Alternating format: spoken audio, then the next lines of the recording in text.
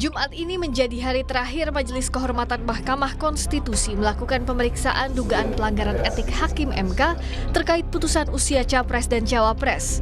Ketua MK Anwar Usman menjadi orang terakhir yang diperiksa Majelis MK. Ketua Majelis Kehormatan Mahkamah Konstitusi Jimli Asidiki menyebut seluruh bukti dari keterangan ahli dan saksi telah lengkap. Menurutnya, kasus etik ini tak sulit dibuktikan. Semua bukti-bukti sudah lengkap, ya, baik keterangan ahli, saksi.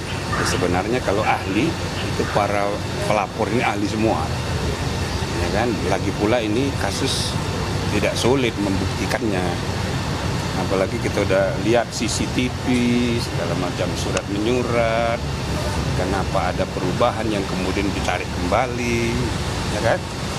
Kenapa ada kisruh internal, beda pendapat kok sampai keluar. Dalam sidang Mahkamah Kehormatan MK sebelumnya terungkap sejumlah kejanggalan. Pemohon dari PBHI, Julius Ibrani, menemukan bukti dokumen perbaikan perkara gugatan batas usia Capres dan Cawapres tidak ditandatangani baik oleh pemohon Almas Sakibiru maupun kuasa hukumnya. Namun kami mendapatkan satu catatan bahwa dokumen ini tidak pernah ditandatangani dan ini yang dipublikasikan secara resmi oleh Mahkamah Konstitusi melalui situsnya, Yang Mulia. Jadi kami berharap ini juga diperiksa. Kami khawatir apabila ternyata dokumen ini tidak pernah ditandatangani sama sekali, maka seharusnya dianggap tidak pernah ada perbaikan permohonan atau bahkan dianggap batal permohonannya, Yang Mulia.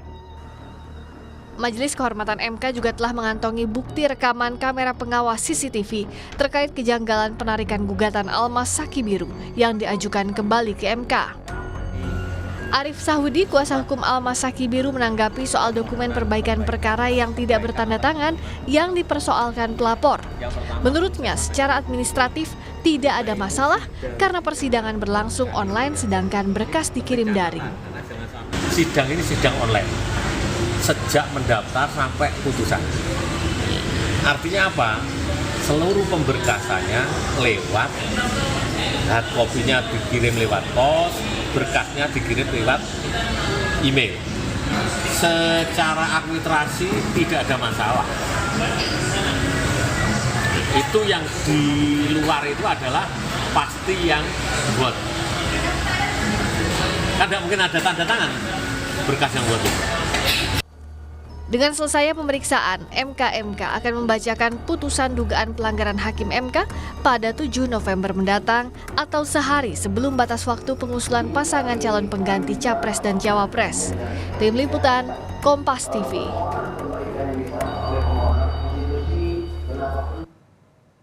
Lalu apa hasil pemeriksaan Majelis Kehormatan Mahkamah Konstitusi terhadap Ketua MK Anwar Usman kali ini? Bergabung untuk laporannya jurnalis Kompas TV Valentina Sitorus. Valen, hal apa lagi sebetulnya digali MK terhadap Anwar Usman? Lalu bagaimana kemungkinan putusan Majelis Kehormatan ini akan menganulir putusan MK soal batas usia Capres dan Cawapres? Iya, Tifal dan juga saudara, ini memang jadi pertanyaan mengapa pemeriksaan dari Majelis Kehormatan Mahkamah Konstitusi ini 2 kali dilakukan terhadap Ketua Mahkamah Konstitusi Anwar Usman. Tapi yang jelas tadi kami tanyakan bahwa memang pemeriksaan ini tidak jauh-jauh berdasarkan dengan putusan uji perkara nomor 90 saat itu yang membahas tentang batas usia Capres-Cawapres yang memang saat ini menjadi polemik di tengah masyarakat. Yang ditanyakan tak jauh mengenai adanya dugaan pelanggaran terkait dengan prosedur registrasi, kemudian juga berkaitan dengan administrasi yang berkenaan dengan cara bekerja saat prosesnya, kemudian berpengaruh terhadap langkah dalam pengambilan keputusan sehingga gugatan dari salah satu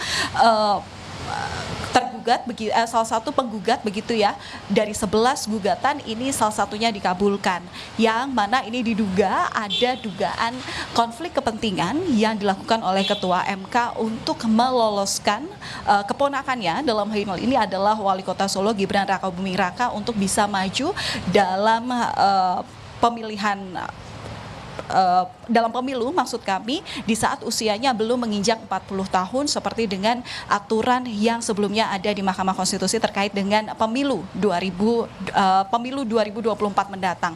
Nah, kemudian Tifal dan juga saudara, dari hasil yang memang sudah dilakukan oleh Majelis Kehormatan MK dari pemeriksaan yang dilakukan sejak tanggal 31 Oktober hingga hari ini 3 November 2023 tadi Ketua MK yakni Jimli Ashidik ini menyebut bahwa dugaan pelanggaran etik Anwar Usman CS ini bisa berpengaruh pada putusan MK soal gugatan batas usia Capres-Cawapres sehingga berpengaruh pada pendaftaran Capres-Cawapres. Dan berikut juga SOT atau tanggapan yang tadi juga sudah disampaikan oleh Anwar Usman. Sudah selesai semua.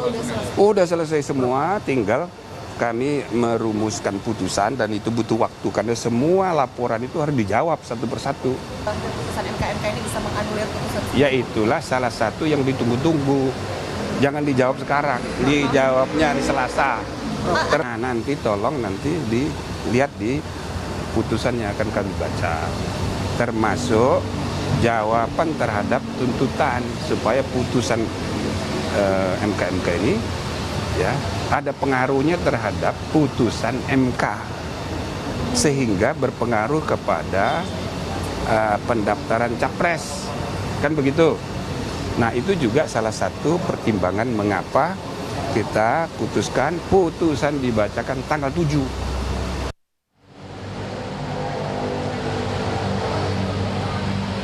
Iya, Miralat, sebelumnya saudara bahwa itu tadi adalah pernyataan dari Ketua Majelis Kehormatan MK Jimli Ashidik yang memang ini menyebut bahwa kenapa kemudian putusan ini disebutkan pada tanggal 7 November 2023 supaya ada kepastian antara salah dan benar terkait juga dengan polemik yang diduga adanya kepentingan dari putusan MK sebelumnya. Tapi yang jelas terkait dengan putusan yang nantinya akan digelar pada tanggal 7 November nanti MK, maksud kami Majelis Kehormatan Mahkamah Konstitusi akan mengumumkannya ke publik hari Selasa pada pukul 16.00 waktu Indonesia Barat.